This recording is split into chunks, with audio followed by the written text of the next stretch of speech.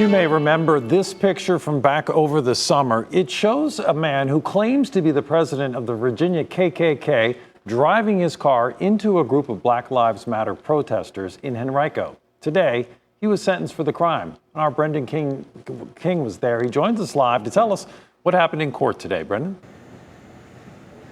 Last week, Harry Rogers pled guilty to 5 misdemeanors, hit and run, destruction of property, and 3 assault charges. And while he did apologize for his actions in court today, he will spend about the next 3 years in prison.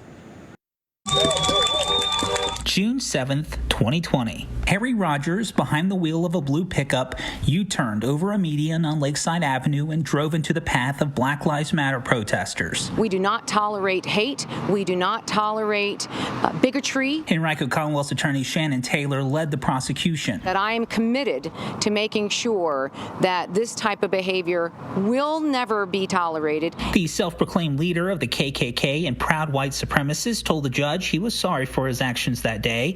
And while asking for a lighter sentence, Rogers said, "I do have children who I miss dearly." We have an individual who has very strongly rooted beliefs, and only time will tell to see whether or not that will change. No one was seriously hurt. Rogers' defense attorney, George Townsend, argued the only people injured were those who put themselves in the truck's path and had ample time to get away. The judge said he did not sentence Rogers based on his beliefs, but rather his conduct, that the 37-year-old chose to drive into the crowd with a 14-year-old passenger. Well, the court did say that part of the sentencing was to send a message that this conduct is not acceptable. The defense asked the court to consider restorative justice, saying Rogers is willing to sit down with the protesters and talk. I think because of the particularities of this case, I don't know if the victims in this case believe the defendant when he made that statement.